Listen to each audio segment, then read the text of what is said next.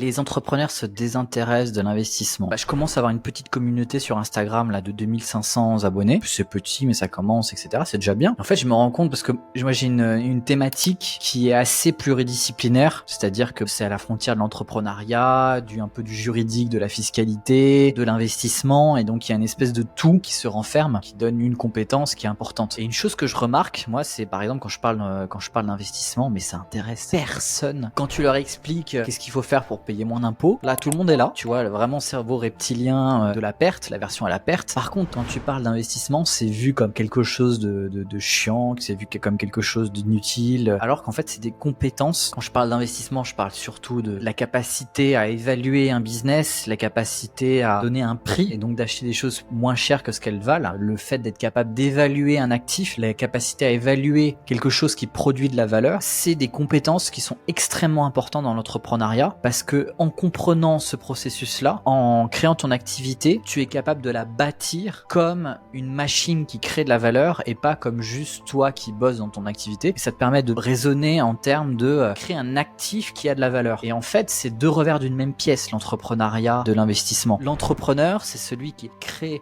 l'actif qui est l'entreprise. L'investisseur, c'est celui qui finalement l'achète. Donc si tu veux être riche, déjà, plus simple, c'est quand même de créer une boîte et de la vendre. C'est quand même le chemin de la richesse qui est le plus rapide, plutôt que de devenir riche par l'investissement. Mais pour ça, il faut que tu comprennes qu'est-ce qui a de la valeur pour l'investisseur. Elon Musk, ce qui l'a rendu riche, c'est pas l'argent qu'il génère avec Tesla, avec les voitures. C'est pas l'argent qui rentre dans les caisses, parce qu'en fait, ça génère très peu d'argent. Ce qui l'a rendu riche, c'est qu'en fait, il a été capable de créer toute une histoire avec Tesla, sur la vision, il a marketé son produit, mais au-delà de marketer le produit, il a marketé l'entreprise elle-même. C'est l'entreprise qui est le produit en fait. Ce qu'il veut, Elon Musk, c'est pas vendre des voitures, c'est vendre sa boîte. Là, l'année dernière, il avait vendu pour entre 10 et 20 milliards d'actions Tesla. Ces actions-là, il les a eues via des stock options. Ça a été créé de néant. Il gagne de l'argent parce qu'il nous vend du papier. Et je trouve que c'est complètement dommage que les entrepreneurs ne s'intéressent pas à l'investissement, parce que ils sont condamnés à bosser dans leur entreprise, tu vois, donc à être CEO et pas le propre actionnaire de son entreprise, parce qu'ils ne construisent pas des boîtes qui sont vendables. Combien est payé le PDG de Coca-Cola? Je sais plus combien c'est de millions, c'est pas si énorme, je sais plus c'est combien de dizaines de millions. Combien Warren Buffett a touché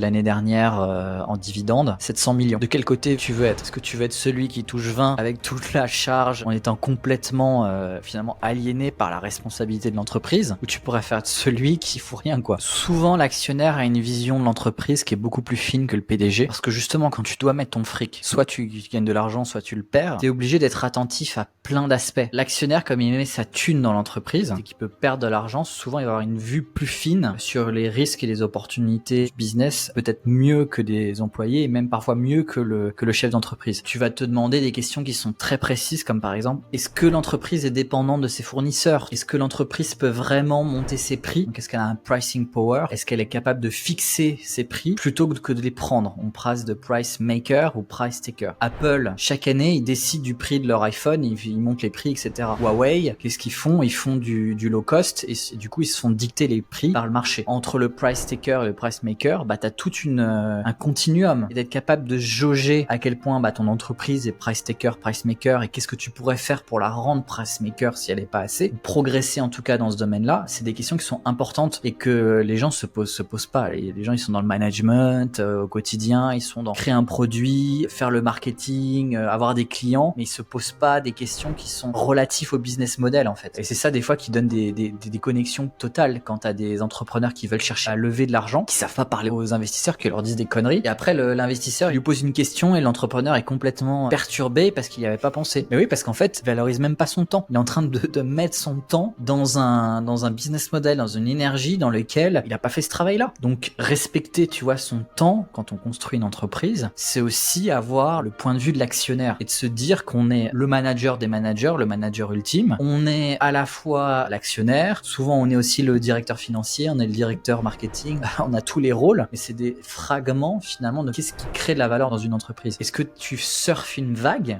qui monte et qui redescend, ou est-ce que tu es sur un besoin fondamental qui ne fait que croître, tu vois? Est-ce que tu es dans un domaine qui va demander sans cesse de se réinventer, et c'est pas pas mauvais en soi, mais d'en avoir conscience te permet de savoir que ce que tu dois faire. Moi, par exemple, je crois beaucoup dans une entreprise qui est Meta, parce que je pense qu'elle sera là dans 40 ans, etc. Mais c'est une entreprise qui a des challenges par rapport aux réseaux sociaux. Les réseaux sociaux changent tous les 5 ans, c'est pas les mêmes choses qu'avant. Il faut être capable de se réinventer. L'enjeu de Meta, c'est de racheter souvent les concurrents. Leur stratégie, soit ils rachètent, s'ils refusent, ils copient pour écraser. Par exemple, vous voulez racheter Snapchat. Snapchat qui avait la fonction story. Ils ont refusé Snapchat. Qu'est-ce qu'ils ont fait? Eh ben, ils disent, vous voulez pas nous vendre? Ok, on va vous écraser. Ils ont copié les stories, ils les ont mis sur Instagram. Là, Twitter, de toute façon, faut pas racheter cette connerie. Qu'est-ce qu'on fait? Bah, ils vont essayer de monter leur propre Twitter, la thread, stratégie méta. On rachète ou on écrase. TikTok, bon, on peut pas le racheter parce que ça vaut rien, c'est en Chine. Donc on essaie de l'écraser avec les réels, machin, avec Instagram. Et ça, c'est une vision investisseur, une vision allocateur de capital. C'est une vision qui transcende finalement juste l'entrepreneuriat en soi. Et c'est pour ça que c'est important de faire ce parallèle, d'avoir cette double vue. Moi, je le vois beaucoup, par exemple, sur les états financiers. Moi, si je parle beaucoup d'investissement, de boîtes, analyser des rapports annuels, etc., je pense que c'est un travail en tant qu'entrepreneur qui apprend beaucoup sur la gestion de sa boîte. Moi, par exemple, je suis le domaine des services aux entreprises. Quand tu regardes les grosses boîtes dans les domaines des services aux entreprises, qu'est-ce que tu as? Bah, par exemple, tu as le service client, téléperformance. Quand tu analyses un peu le business, tu te rends compte qu'ils sont à 10% de marge nette. Qu'est-ce que tu as d'autre comme service aux entreprises? Tu as les cabinets de conseil,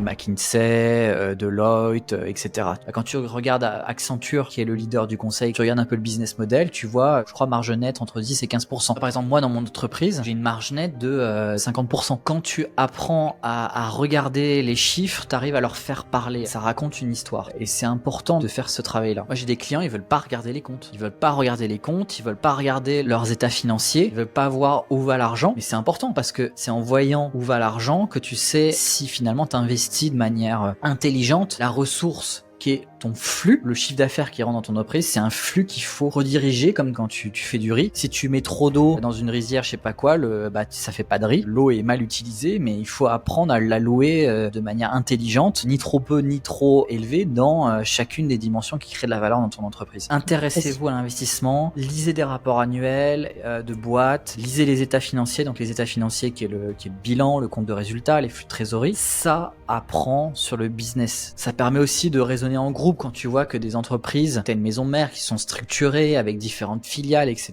Ça peut aussi te donner des idées business. Moi, j'ai appris énormément en essayant de regarder ce que faisait Xavier Niel. On en a beaucoup parlé, Xavier Niel. Moi, ça m'a donné des idées business. Mais si tu fais pas ce travail-là, t'es juste dans le day-to-day, ton marché, d'aller bosser, t'es le fonctionnaire de l'entrepreneuriat. Qu'est-ce que c'est un entrepreneur? C'est quelqu'un qui fait ce que le business a besoin plutôt que simplement ce qu'il a envie de faire. Et donc, le business a besoin d'un actionnaire. Il a besoin d'avoir quelqu'un qui en a à foutre de quelque chose. Si t'en as rien à foutre de la valeur de ton business, bah ton business il vaut rien. Essaie de te trouver différentes entreprises qui peuvent t'apprendre quelque chose dans ton marché, même si c'est un marché différent. Ça peut soit être un concurrent qui est tellement gros parce que les entreprises cotées, t'es pas une entreprise cotée, donc forcément c'est pas trop tes concurrents, mais si c'est dans le même domaine, tu vas quand même apprendre des choses sur la manière dont tu pourrais finalement croître à une échelle qui est beaucoup plus haut. Soit tu as ce regard-là intrasectoriel, tu vas regarder des entreprises de ton même secteur, ou soit tu fais l'inverse, tu vas regarder des entreprises qui ont rien à voir avec ton secteur, mais qui suscitent ta curiosité et dont tu pourrais apprendre quelque chose. Par exemple, moi en ce moment, il y a une entreprise qui me fascine, c'est Crocs. Ils te vendent des bouts de plastique, donc ça coûte rien à fabriquer, des chaussures qui valent entre 35 et